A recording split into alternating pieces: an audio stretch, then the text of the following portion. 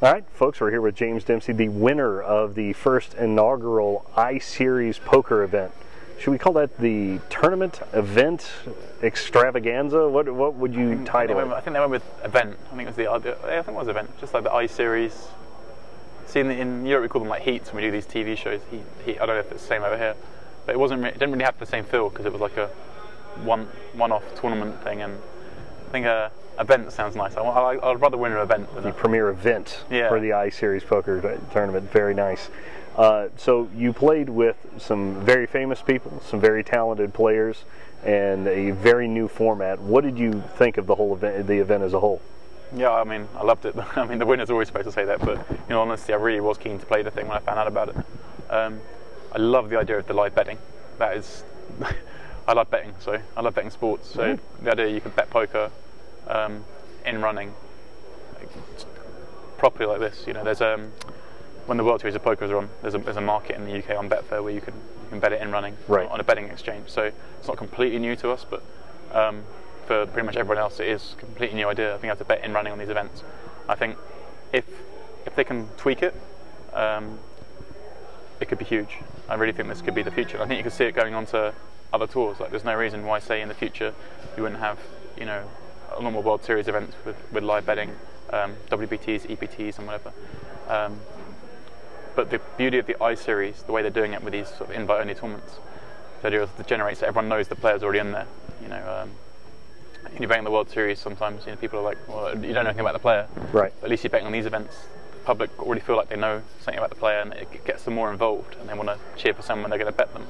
So hopefully, you know, they tweak it, they find a way of generating more income on it, and continue on the path, because it could be the next big thing. Or next big thing.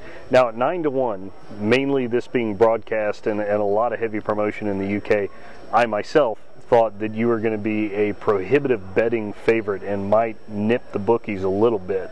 Yeah. What do you think, and how did it turn out? I think a lot of people I know backed me. A few of my friends backed me, and I found out about a few days before the event, my odds came into 8-1, and then just before it kicked off, it went to 7-1. So obviously there was money coming in, and then we found out when we were heads up. I was heads up with Devilfish, and I found out that Paddy Power was sweating it a little bit because he was a big winner for them and I was a big loser for them. So no one was betting the fish heads up with you. Paddy Power definitely wanted Devilfish to win that heat. I mean, because he's a high-profile guy. They're going to take a lot of bets in the UK, so they started his odds very short, and so they didn't take a lot of money on him. You know, and you can understand their reason. They don't want to. It's a new thing. They don't want to get burnt. You know, so the way it worked out is, unlike most markets, where the favourites always going to be bad for the bookmakers. In this case, it was the underdogs that were the worst bets for the bookmakers to come in. So overall, you think it was a success, and we'll see another one? Yeah, I think for sure we're going to see another one. Excellent. I think they're going to develop it, and I just hope to be part of it again the next time. Who do you think had the worst odds? I can't remember the exact prices, but Phil or Daniel are going to have the worst. You know, I mean, they were so short. I mean, it's a 10-handed sit and go, where everyone knows what they're doing. The structure is decent, but it's not like a marathon or anything like that. No one had enough edge to justify the prices they had. Even if they were on a table with far more inexperienced players, you wouldn't really want to back them at those odds. Who do you think was the best value if you had to put money on somebody other tun you? Well, I cut that off. I knew it was going to happen. Tobias however you say his name. Rattenmeyer. Yeah. Tobias. I mean, I don't think a lot of people knew much about him, maybe going into the thing. But I know he's a very good player, like extremely well respected by people in Europe, and I think he was at 7-1 maybe. I think, and that or 8-1 even. I think he was started 8-1, and that would be if I hadn't been playing the thing, that's who I would bet 8-1. Yeah, not bad at all. Now, looking at it, it took forever to bust the first player. Was that a surprise to you in kind of a win or go home scenario? Or yeah, I even joked before we started. We were asked to order our food for the dinner break. The dinner break wasn't for like 4 or 5 hours to the tournament, and I was like, first of all, why are they asking us now? I don't know what I'm going to be hungry for, but I was like joking, like, how are they going to make all this food? And, there's only half of us here. But lo and behold, by that second break, somehow all of us are still in. Yeah, it was amazing. Especially, it went off so fast. Like the very first hand, there was a 4-bet, and 10 minutes later, Carlos was down to like 10,000 chips from 100,000 starting chips, and 10 big blinds, and he's all in with the worst hand, and then he gets there and spins up, and then every time someone got short, they found their way back in.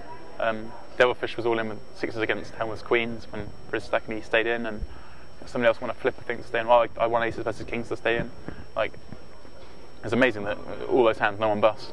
I think it kind of hurt the betting in a way as well, because I think people began to lose like interest, like when's this going to come in? Especially people, there've been a lot of bets on who would be first out. Right. You can imagine these people tuning in and thought, oh, okay, we'll start off. I'll bet see who's first out. I'll give them like an hour of sweating to see what goes on, and then maybe I'll play on something else. But they were sat there for 5 hours sweating what they thought would be a 1 hour sweat. So. Poker, chaos incarnate, so you never know exactly what's going to happen. You always think like some of their soccer matches at home, they have to make adjustment. Occasionally they'll go to extra time, maybe penalties, and they have to delay the news or whatever on us afterwards, for these games. I might imagine if it was like poker, showing live poker on TV, because it could take like 3 or 4 hours, or it could take 8. You never know, do you? Exactly where it's going to come out on the other side. Who impressed you most with their play? Well, obviously, you got to see everyone all the way down, so you're the best person to give a comment. I think to start with, Faraz just went out the gates kind of how I expected him to do. He flopped a set early on and won a massive pot against Carlos, which is good. Then obviously Carlos impressed me with his spin up. Came back from a really short stack, got back into the game. Thought Maria played a really smart game. She had a really bad seat to start with. With Faraz and the 2 Germans on her left. Just didn't really go her way. Didn't get a lot of cards too, from what I saw. No, it was a really tough spot for her to play, and I think she went into the game with a very similar strategy to me. It just didn't fall her way in terms of the way the chips became distributed by the time we got short-handed. And like you need cards, don't you? So I ran pretty good in that thing. I just had the chip lead the whole way down. So, but I'd say Maria probably is the person who sort of impressed me the most. For round 2 as the defending champion, what do you think your opening odds will be against again a table of premium poker players? I don't know. If it's the same bookmaker, I think it'll be shorter than last time. A little bit shorter this time around. All right. Well, when do you think we'll see the next one, or do you know? I don't know. I haven't spoken to the guys for about a week, but I'm sure they're already planning on it. I guess maybe they'll try and do something during the series. I don't know if they can do it in the States or not. With the betting thing, I'm not really sure how it works. Could they do the video here and betting elsewhere? I guess would be the question. Yeah, it's going to be another thing. But otherwise, I'm sure if maybe they think there's too much going on in the series, then probably the back end of the summer, I guess they'll. If you could have it anywhere at all, if you could set up the table and just go and have the location set down, where would you choose? Brighton, my hometown. I'll have hometown advantage. There you go. Getting the Rendezvous Casino in Brighton, I'll be there. There you go. Little shout out for the boys back home. And we'll wrap up on that. Again, thanks for sitting down with us. Really, really appreciate it. No worries. It was a pleasure. Cheers.